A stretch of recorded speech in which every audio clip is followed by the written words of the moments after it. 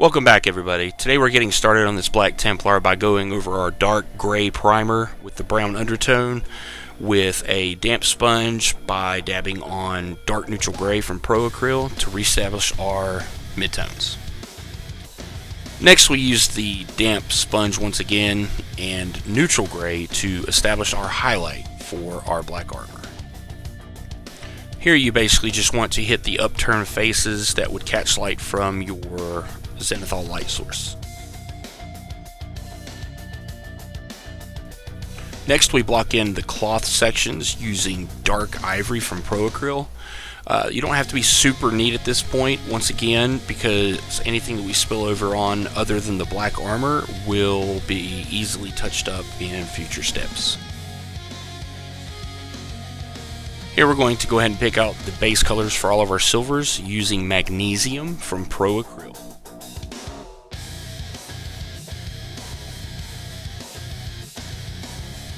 Here we pick out all of our leather sections using dark umber for the base.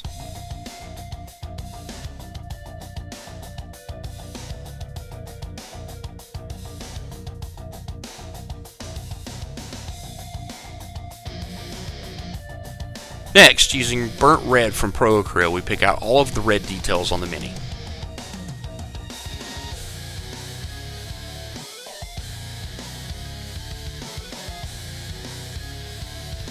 Next up is our bronze sections of the model. Here we use Pro Acryl's bronze.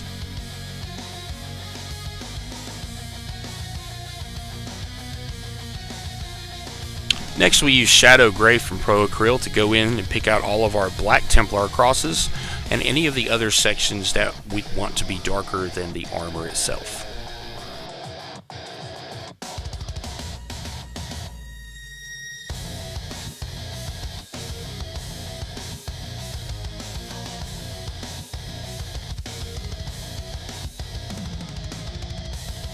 Next we establish the skin tone on the exposed head using shadow flesh for the base.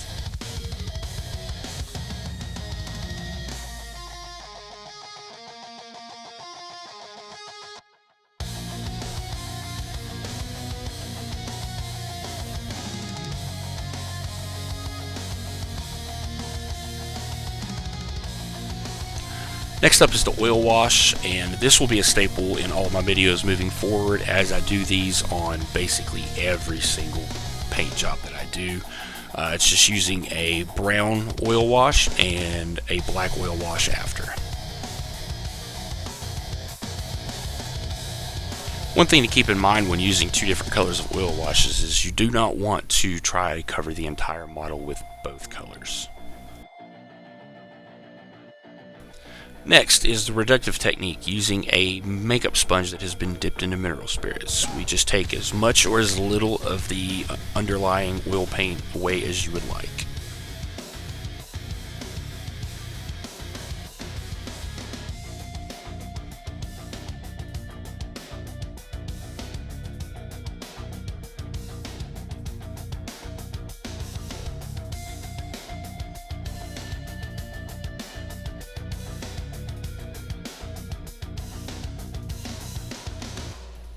After finishing the reductive technique, we use a matte clear coat to seal in everything and make it a paintable surface so we do not have to stop working. And we highlight all of our silvers with bright silver.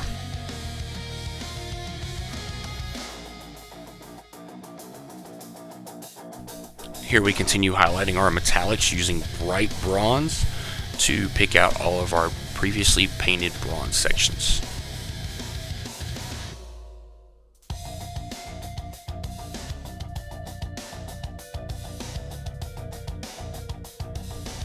Next we highlight all of our red areas using bright pyrrole red.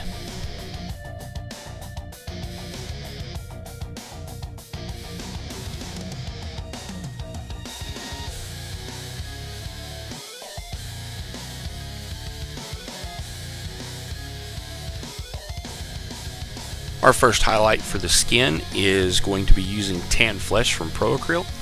And we basically just want to leave a little bit of that shadow flesh left in the recesses and not cover all of it up.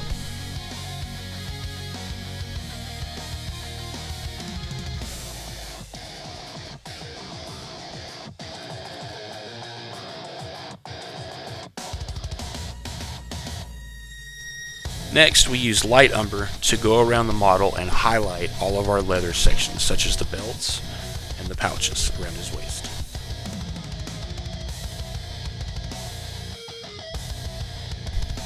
To highlight our red sections one step further, we go in with Vallejo's Amaranth Red.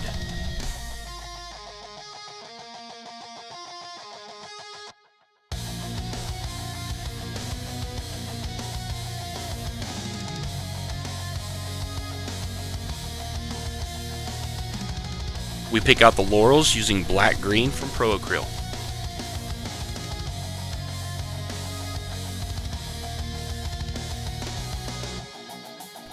Here we use a homemade brown wash to make our parchment and our bone look old and weathered.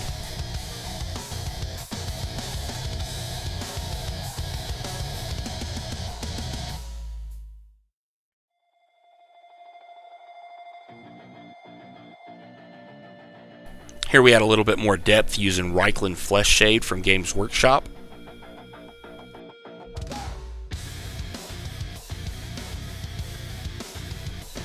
To add extra depth to the loincloth and shoulders, here we add Seraphim Sepia Wash from Games Workshop to the undersides of the shoulder pads and the deepest folds of the cloth.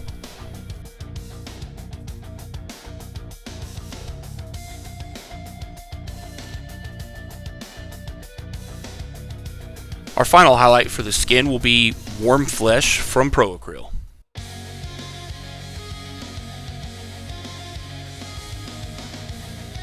Next, we start highlighting all of our white areas and our cloth using Ivory from Pro Acryl.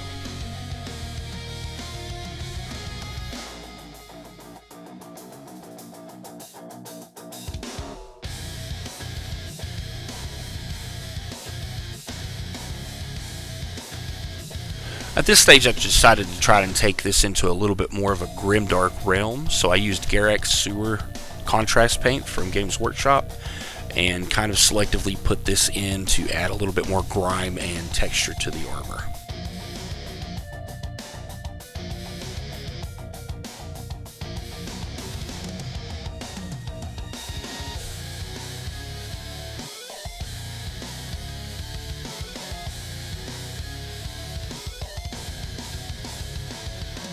Here we use a watered down black wash to try and bring a little bit more depth back from the armor and darken it down and make it read more as black.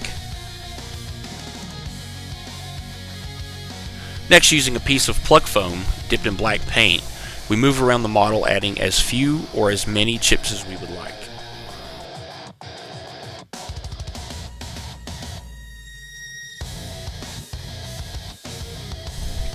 Next, we use a red oxide ink that's been watered down to apply a rust effect.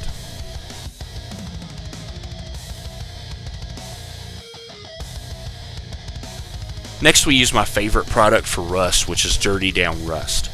We apply this kind of in a slop wherever we want the rust effect to appear, as we can come back later and manipulate this with just water on the brush.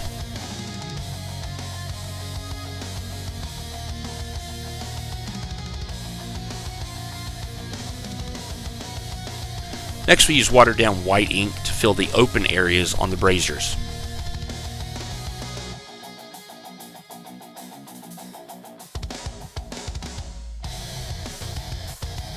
Next, I apply a Createx fluorescent yellow over all of the white sections.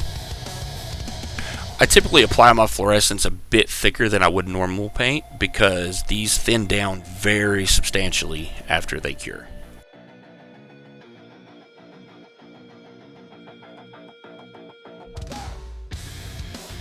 Next, we're going to hit all the edges of the smoke with a dark neutral gray to give it a more natural effect.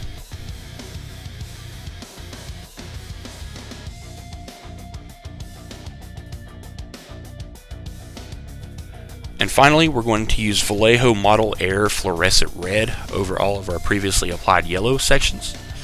You can also add this into areas like the vents just to give more of a dull glow emanating from that. And off camera, because I forgot to record, we went in and tipped the smoke a little bit in pure black, and we painted the braziers themselves black to further contrast the light emanating from within.